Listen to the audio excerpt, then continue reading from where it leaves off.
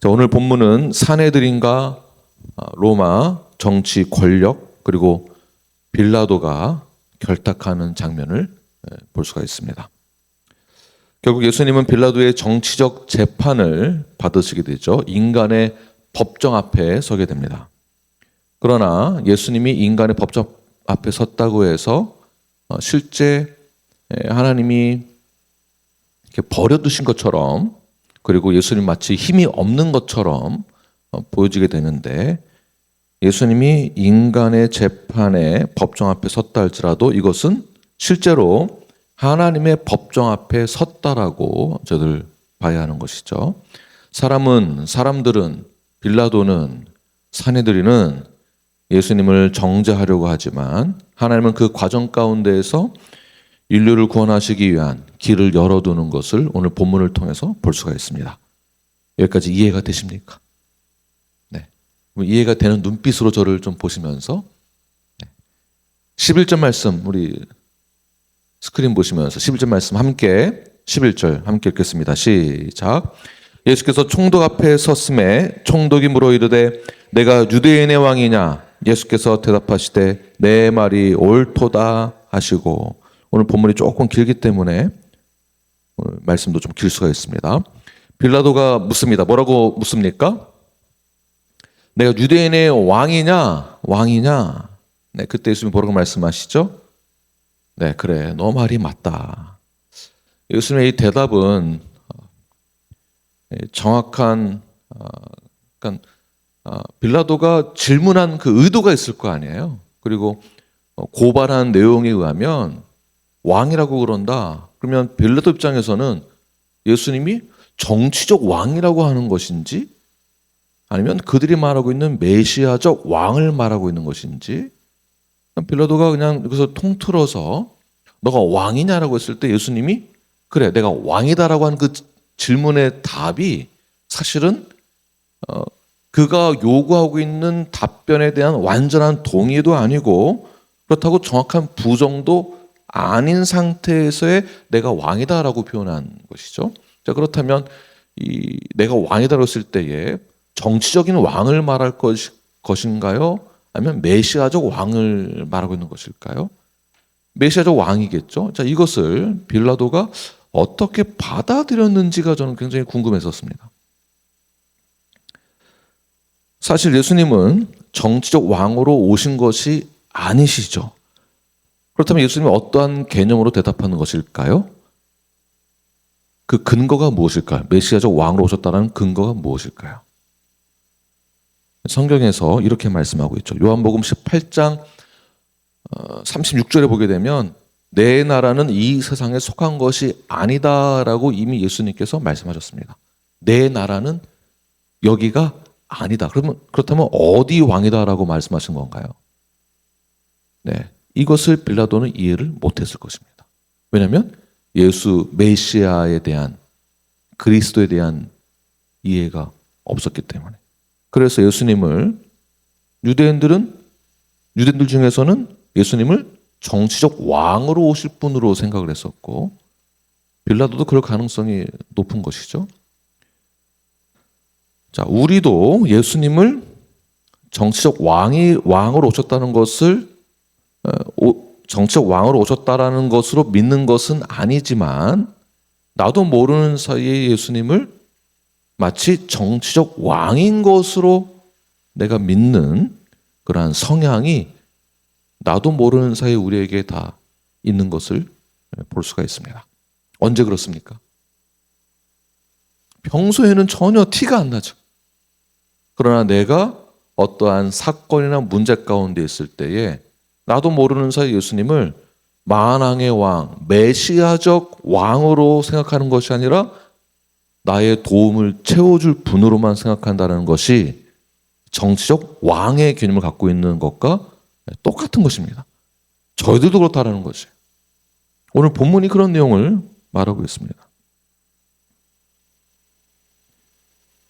그래서 예수님은 그래, 네 말이 옳도다 하는 그 말의 속뜻은 나는 정치적 왕이 아니다.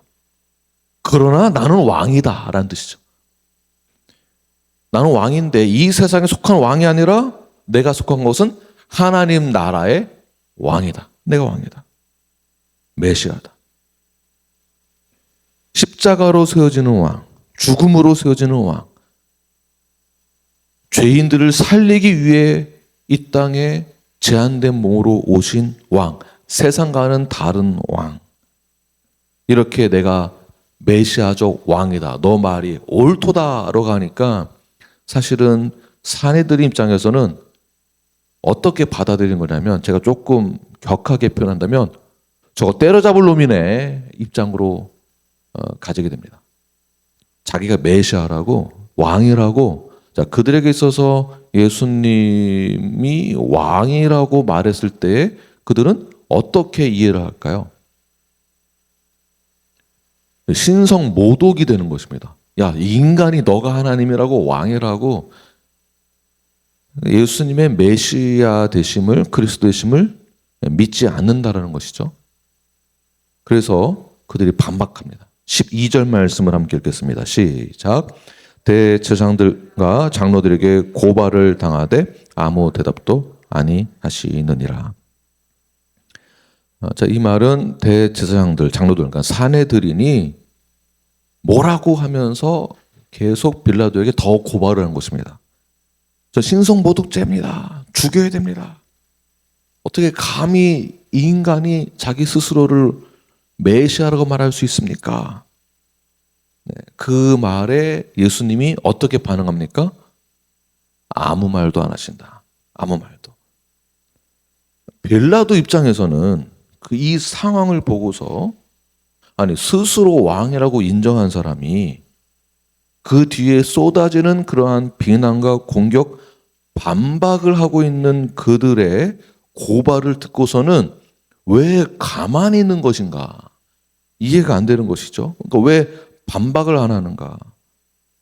로마 총독 앞에선 피고인은 보통 이러한 재판에 섰을 때에 자기 변호를 적극적으로 해야만 생명을 건질 수 있습니다.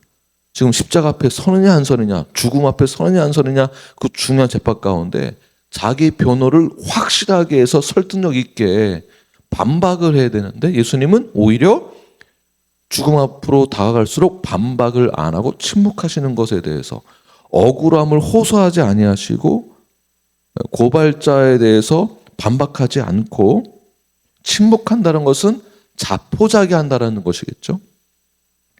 유죄를 인정한다라고 볼 수 있는 것입니다. 그래서 빌라도 입장에서는 예수님이 침묵한다라는 것은, 이것은 비정상적인 것으로 보이는 것입니다. 빌라도는 수많은 재판을 했었기 때문에, 경험이 많기 때문에 이러한 예수님의 침묵을 보고 충격을 받은 것이죠. 그래서 오늘 본문을 보게 되면 빌라도가 굉장히 놀랬다라고 말하고 있죠. 반박을 하지 아니하시고 그 고발에 예수님은 침착하셨고, 변명하지 아니하시고 반역의 의도를 드러내지 않으면서도, 네, 만약에 빌라도 입장에서 예수님이 정적 왕이라고 말한 그런 뉘앙스가 조금만 있어도 빌라도가 이거 가만히 두지 않겠죠. 네.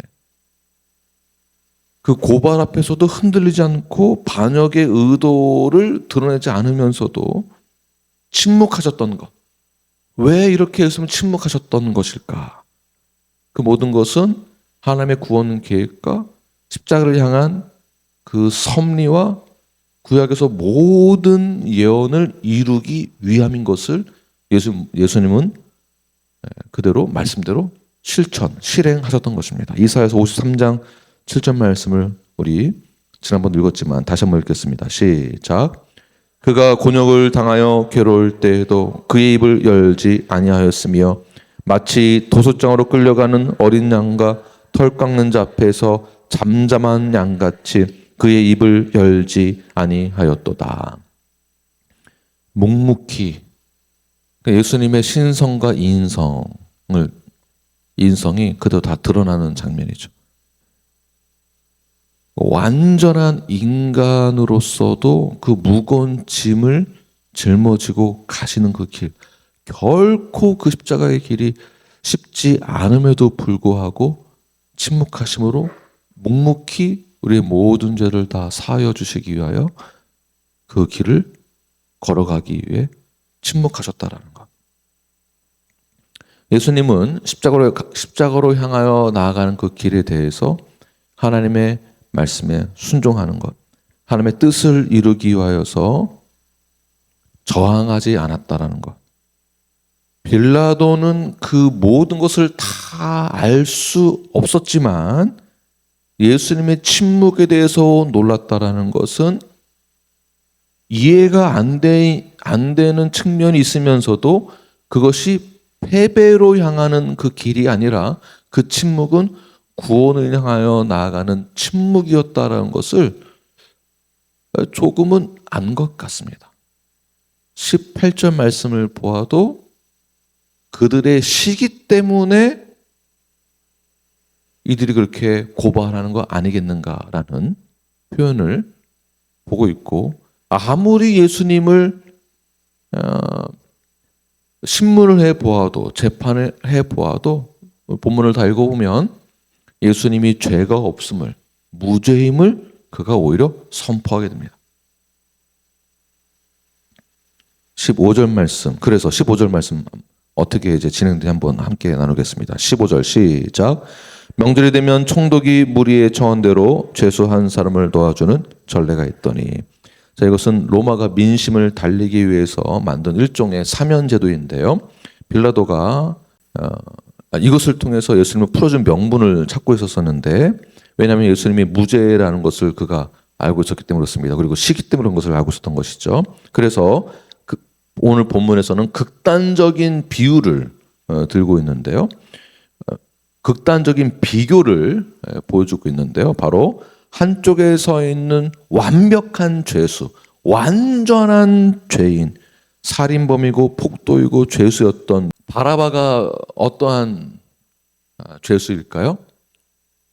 완전한 죄인을 대표하는 죄수, 폭도이고 살인범이고 완전한 죄수인 바라바 한쪽에는, 그러나 다른 한쪽에는 완전한 신성을 가진 분이시며 죄라고는 하나도 없으신 의로우신 예수님.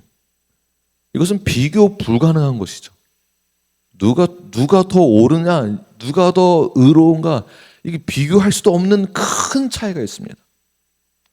다시 말해서 비교 불가능한 두 인물이 등장을 하게 되는데요. 비교가 불가능한데 불가능한 선택을 또 하게 됩니다. 17절 말씀을 함께 읽겠습니다. 시작. 그들이 모였을 때에 빌라도가 물어 이르되 너희는 내가 누구를 너희에게 놓아주기를 원하느냐? 바라바냐? 그리스도라 하는 예수냐 하니, 물어보니까 사람들이 바라바를 풀어줘야 된다, 예수님은 안 된다, 절대 안 된다. 21절 시작. 총독이 대답하여 이르되 둘 중에 누구를 너희에게 놓아주기를 원하느냐 이르되 바라바로소이다. 오히려 바라바를 놓아주라고 말을 하죠. 사실은 죄가 없는 게 분명히 드러났음에도 불구하고 사람들은, 사내들인 유대인들은 누구를 놓아주러 가죠? 완전한 죄인인 바라바를 놓아주라고. 인간의 시각으로 보아도 말이 안 되는 상황인 건데, 그 말이 안 되는 비교 불가능한 선택을 누가 했습니까? 인간이. 그것도 누가요? 그들이, 사내들이니. 말이 안 되는 재판이거든요. 결과도 마찬가지고요. 자, 이 모든 것 하나님의 계획과 섭리라고 보는 것입니다. 이것은 공정한 선택이 아님에도 불구하고 사람들은 진리를 분별을 해서 내린 결론이 아니라 그들은 마음속에서부터 끓어오르는 시기 때문에 그들의 죄성에 의해서 선택을 했지만 그건 역시 하나님의 계획과 섭리 아래 예수 그리스도의 십자가의 죽으심으로 하나님의 뜻이 이루어지기 위한 모든 과정이 그 안에 역사 속에서 있다는 것이죠. 역사의 그 과정 가운데에서. 이 깊은 뜻을 여러분 이해가 되십니까? 너무 되십니까? 이제 나에게 비춰본다면, 나에게, 우리 가정 가운데, 우리 가문 가운데, 그 하나님이 우리를 향한 하나님의 뜻이 이루어지기 위해서 예수 그리스도가 우리에게 개입된 그 사건 속에 오늘 현재만 있는 것이 아니라 그 과정이, 그 역사가 다 포함됐다라는 것이에요. 이거 이해가 되시면은 건강한 교회 성도가 맞습니다. 아멘 하신 분만 이해하는 걸로 제가 받아들이겠습니다. 예수님의 십자가 사건 속에서 사람들은 비교 불가한 완전한 죄인이 있음에도 불구하고 이 죄인을 풀어줘야 된다고, 예수님이 죽어야 된다고. 그 말에 빌라도는 어쩔 수 없이 이 소요가 일어나면 모든 책임을 빌라도가 다 져야 되기 때문에 그 소요를 잠재우기 위하여서 그들의 편을 들어준 것까지도 하나님의 구원 계획의 그 역사의 계획 가운데, 섭리 가운데 역사를 주관하시는 하나님, 그게 다 포함되어 있었다. 오늘날에 우리가 있기 위하여서. 그래서 예수님을 믿는다라는 그 사건이 어느 날 갑자기 뭐가 보여가지고 믿게 되고, 뭐 환상을 보고 뭔가를 특별히 경험해, 이게 단순히 그럴 수 있는 게 아닙니다. 그냥 믿으면 된다라고 이렇게 할 수도 있는 것이 아닙니다. 이 심오한 말씀을 깨닫기 위해서는 이 단번에 뭐가 이렇게 쉽게 이렇게 되는 게 아닙니다. 믿냐 안 믿냐 요거 가지고도 쉽게 이게.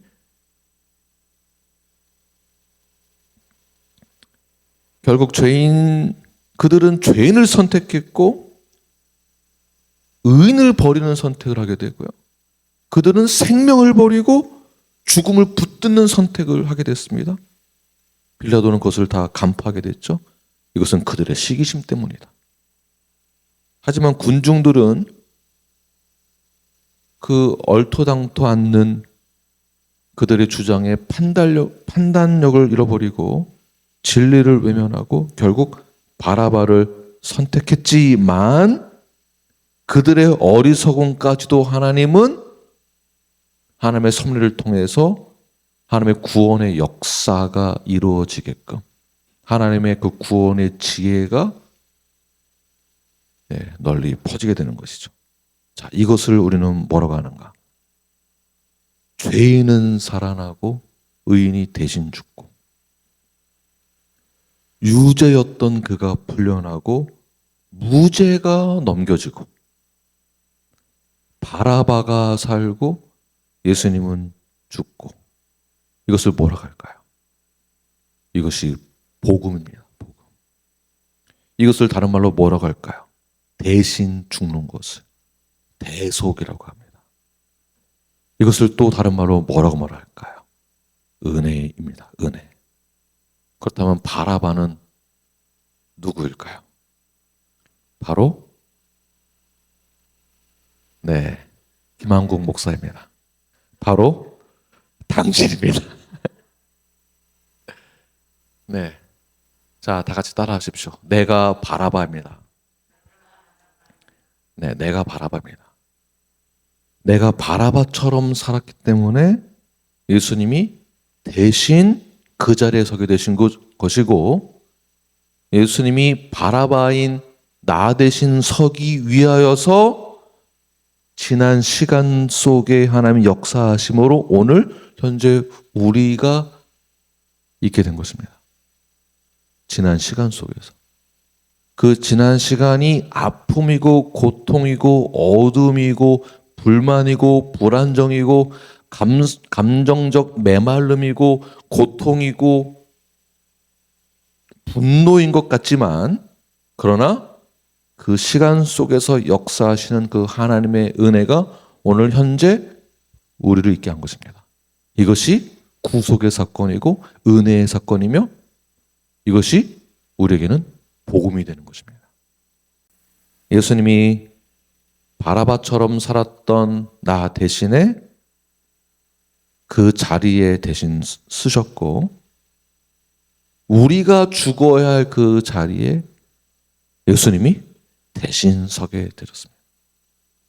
비교 불가한 사건 속에 하나님은 예수님을 등장시킴으로 나 대신 그의 독생자 예수 그리스도를 세우신 사건이 대속입니다.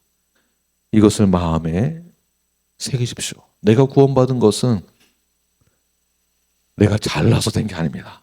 내가 똑똑하고, 내가 유능하고, 내가 착하고, 내가 이해력이 뛰어나서, 내가 좀 더 영적이고 분별을 잘해서, 내가 좀 더 신비적이고 영적으로 민감해서 이 성경의 말씀을 더 잘 깨달아 내가 구원을 받는 것이 아니라, 내가 의로워서가 아니라 죄인인데 예수님이 나 대신 그 자리에 섰다라는 것입니다.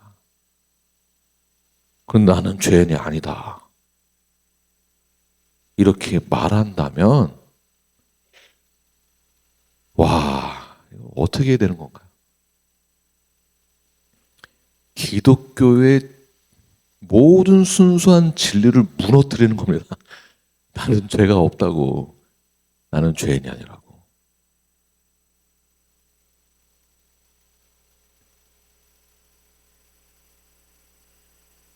우리들도 죄인이고요.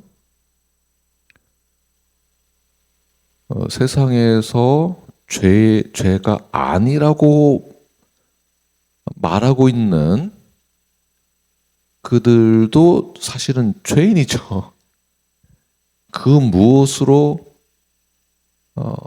자신이 죄가 없다라고 증명할 수 있겠습니까? 19절 말씀을 함께 읽겠습니다. 시작. 총독이 재판석에 앉을 때에 그의 아내가 사람을 보내어 이르되 저 옳은 사람에게 아무 상관도 하지 마옵소서. 오늘 꿈에 내가 그 사람으로 인하여 애를 많이 태어나이다 하더라. 빌라도가 재판석에 앉아 있는데 그의 아내가 사람을 보내서 말을 하죠. 저 옳은 사람에게 아무 상관하지 말아라. 자, 이 말은 저 옳은 사람, 저 사람은 의인이다, 죄가 없다. 그들도 예수님이 죄가 없음을 알고 있고 바라바가 큰 죄이다라는 것을 알고 있는데, 세상 사람들도 어찌 우리가 그걸 모를 수 있겠습니까? 사내들이는, 유대 종교 지도자들은 의인은 예수님을 버렸고 제자들도 흔들렸습니다. 그런데 하나님은 이방 여인의 입을 통해서 예수 그리스도가 죄가 없음을, 의인임을 선포하게 하시죠. 그리고 예수님은 그럼에도 불구하고 십자가를 결국 지시게 됩니다. 26절 말씀 함께 읽겠습니다. 시작. 이에 바라바는 그들에게 놓아주고 예수는 채찍질하고 십자가에 못 박히게 넘겨주니라. 네. 십자가에서 죽어야 될 사람이 누구입니까? 네, 바라바이고 바라바가 나죠. 십자가에서 죽어야 될 대상자는 바로 나입니다. 그런데 예수님이 그 자리에 쓰셨고요, 대속해 주셨습니다. 대속은 단순히 죄가 용서받은 사건을 말하는 게 아닙니다. 잘 들으십시오. 대속이란 위치가 바뀐 거예요. 그러니까 내가 있어야 될 그 자리에 예수님이 대신 서신 거예요. 자, 위치가 바뀌었다라는 것은 완벽한 죄인인데 완벽하신 그 의인이 나 대신 자리에 섰다라는 것입니다. 위치가 바뀐 거예요. 자, 여기에서 완전한 죄인의 자리로 오셨습니다. 완벽한 죄인이 그럼 어디로 갔을까요? 완전한 의인의 자리로 간 것입니다. 이것이 칭의 사건이 되는 것이죠. 자, 그렇다면 위치가 바뀐 것이기 때문에 내 인생이 바뀐 겁니다. 내 운명이 바뀐 것입니다. 원래 죽어야 될 자리에 서야 되는데 살 자리로 돌아간 것입니다. 하나님의 은혜와 사랑이 쏟아졌기 때문에 바라바가 완벽하게 법적으로도 풀려난 것으로 무죄 판결 받았고, 그리고 실제로 풀려나서 자유인이 되었습니다. 대신 누가 묶여서 십자가에서 채찍질을 맞으며 죽으셨습니까? 예수 그리스도. 바라바는 이때 어떠한 마음을 가졌을까요? 포인트입니다. 어떠한 마음을 가졌을까요? 바라바는 원래 어떠한 자리에 내가 설 거라고 예상하고 있었을까요? 십자가에서 죽으시는 예수님을 보고 원래 내가 서야 되는데 그는 상상했을 것입니다. 예수님의 그 십자가 사건 전부터 나는 이제 죽는구나. 십자가 처형을 당하겠구나. 죽는구나. 그런데 예수님이 대신 섰습니다. 그때 바라바는 어떠한 마음 들었을까요? 나 같은 죄인 살리신. 제 생각에는 바라바가 십자가 죽으신 예수님을 보고 원래 내가 저 자리에 서야 되고 나 같은 죄인이 죽어야 되는데 예수님이 대신 죽으셨다고? 원래 내가 죽어야 되는데 이 나 같은 죄인이, 이 마음을 바라바가 가지고 있지 않았겠는가라는 저의 생각입니다. 내가 풀려난다고? 나 같은 죄인이? 근데 우리는 이 복음을 너무 가볍게 여겨서 믿으면 된다라고 생각합니다. 그냥 믿으면 된다라고 생각합니다. 예수님이 너 대신 죽었어. 그 믿어? 예, 저 믿어요. 그럼 구원 받은 거야. 그러면 성도야. 그래요? 저 믿어요, 믿어요. 그러면 당신은 하늘나라 가고 상급을 받을 거야. 영원히 살 거야. 천국에 보물을 쌓아도 선행을 많이 베풀어. 그럼 하나님과 영원토록 좋은 곳에서 금멸 유한 쓰고 살 거야. 그래요? 저 믿어요, 믿어요. 이 정도의 가벼운 복음이 아니다라는 것입니다. 여기에 너무너무 아멘이라고 하셔야죠. 웃으면서 얘기하고 있지만 심각한 사건입니다. 멤버십을 스틱하게 하는 그 이유도 여기에 있고요. 건강한 교회를 외치는 그 이유도 여기에 있습니다. 왜냐하면 오늘날 현대교회가 복음을 너무나 가볍게 여기고 가볍게 전하고 가볍게 받아들이고 있기 때문에 그렇습니다. 여기에 한몫하는 것이, 이건 다음에 하겠습니다.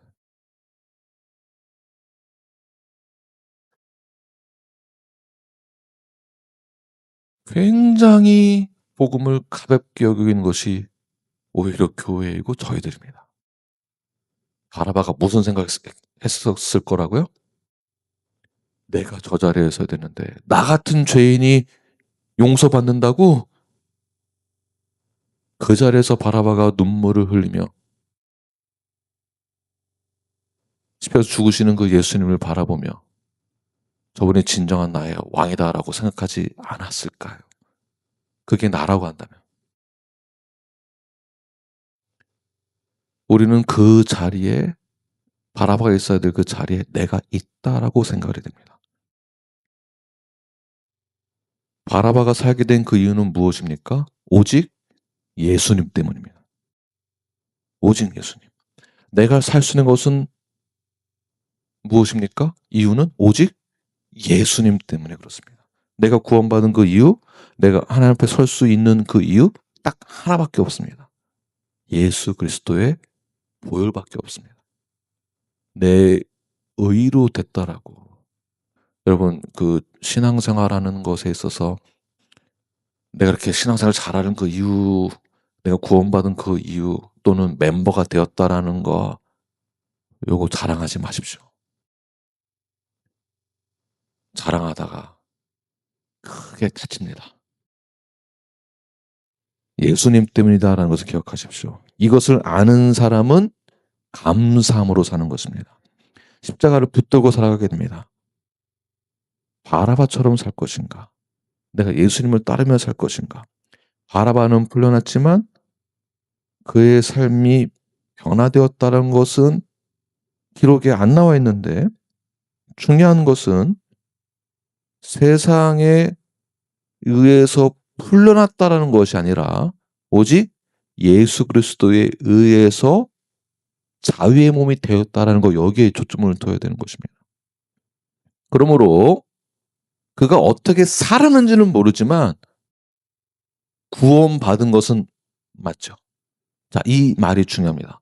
구원을 받은 것은 확실합니다. 자, 그렇다면 구원을 받았다는 것은 구원받은 것으로 끝난 사건이 아니고 구원받은 것으로 시작되는 것입니다. 바라바가 어떻게 살았는지 안 나왔다라는 그 근거가 여기에 있는 것입니다. 어떻게 살았는지는, 어떻게 살았다라고 기록하고 있지 않지만 그 구원의 그 시작이, 자유인의 몸이 된 그 시작이, 구원의 시작이 예수 그리스도 때문이다라는 것. 그러므로 우리가 구원을 받았다는 것은 이제 다 이루었다가 아니고, 이제 내 구원 받았으니까 안심하는 게 아니고요. 이제부터 시작이다. 그런데 멤버십 사인을 딱 해놓고서는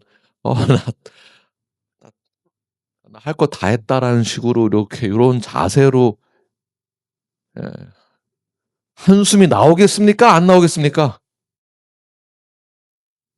이게 자랑이 되어서도 안 되고요. 네. 제가 이렇게 과격하게 표현하는 그 이유는 우리가 여기 이렇게 있으니까 우리는 잘하고 뭐 이렇게 편을 나누는 뜻이 아닙니다. 우리 모두가 요런 자세가 되면 안 된다는 겁니다. 우리가 이러면 안 돼요. 멤버가 됐다는 것은 시작점에 서 있는 것입니다. 12월 28일 마지막 주 모여서 정기총회 할 때 회의만 하는 것이 아니고 그 정기총회가 다시 한번 제 헌신이 되어지는 시간이 되기를 바랍니다. 나는 어느 자리에 서 있는가? 나는 누구인가? 부탁드립니다. 저는 죄가 없고, 저는 죄가 있어도 용서받을 만한 그러한 죄인입니다. 이런 표현은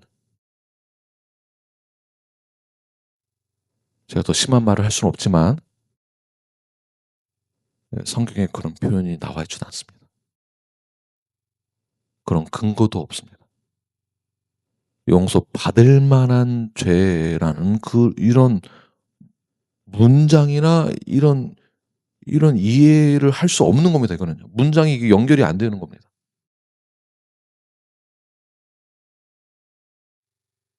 우리가 죽어야 될 그 자리에서 풀려났다는 것은 그때부터 시작이다라는 것이고요. 그 시작이 구원의 끝이 아니라 시작점은, 좀 더 쉬운 표현으로는 그때부터가 신앙생활이라고 하는 것입니다. 신앙생활. 신앙생활은 어떻게 이어지는 것인가? 그 구원의 여정, 구원을 완전하게 이루어져야 될 그 여정, 그 성화의 그 사건 속에서 신앙생활이 어떻게 이루어져야 되는가? 이것을 뭐라고 부를까요? 제자도예요. 제자도. 그러니까 종교 생활을 하는 게 아니고 제자의 삶을 살아가는 거. 삶이 이어지는 것입니다. 종교 생활이 아니고. 교회 나왔냐 안 나왔냐 요게 문제가 아니고요. 내가 어떻게 살아가느냐 요 문제입니다. 성경 공부 하냐 안 하냐 이게 문제가 아니고요. 그래서 제자반이라고 하는 거예요. 사실 성경 공부식으로 하고 있지만 성경 공부만이 아니고 거기서 계속 적용하고 어떻게 살아내고 있는지를 점검하고 확인하고 사실은 신방 가서 그 가정에서 어떻게 하고 있는지를 계속 점검하고 확인해 보고 제자의 삶을 살고 있는지 서로 돌아보는 사건. 이것이 신앙생활이고 제자도가 되는 것입니다. 그 제자도가 된다는 것은 그 결말이 뭐냐면 예수님이 누구이신가를 나타내는 거예요. 그 제자도의 삶을 산다라는 것은 제자가 있다면 스승이 있는 거잖아요. 그 스승이 우리의 왕이 되시는 것이고요. 그 왕이 누구냐 그걸 증명해내는 것이 제자도입니다. 나의 왕이 누구냐. 이 생활이 이 제자도가 얼마나 힘들겠어요. 예수님은 누구이신가? 제자들을 통해서 검증되어야 되고 내가 그리고 그 삶이 예수께서 나의 왕이 되심을 나타내는 그 삶. 이게 얼마나 어렵겠습니까? 내가 그분 앞에 무릎을 꿇지 않는다면 주님이 내 마음에 나의 삶에 나의 가치관에 나의 모든 인생에 왕의 자리에 서지 못한다면 나는 여전히 죄인의 자리에서 나오지 못한 상태가 되는 것입니다. 대제사장들이나 사내들이는 이 진리를 깨닫지 못했습니다. 그 시기심 때문에. 그래서 시기가 죄라고 하는 거예요. 시기심. 자, 여러분은 누구이십니까? 무엇을 선택하시겠습니까? 여러분이 바라바라고 완벽한 내가 죄인이었다라고 믿으신다면 이제 예수님을 나의 왕으로 받아들이시고 이미 그렇게 받아들이셨다면 이제는 구원의 시작에 서 있는 것입니다. 신앙 생활과 제자도의 삶을 살아나길 결단하시고 2026년도를 그러한 기대하는 그 마음을 가지고 새로운 마음으로 다시 한번 시작하시는 저와 여러분이 되길 간절히 축원합니다. 기도하시겠습니다.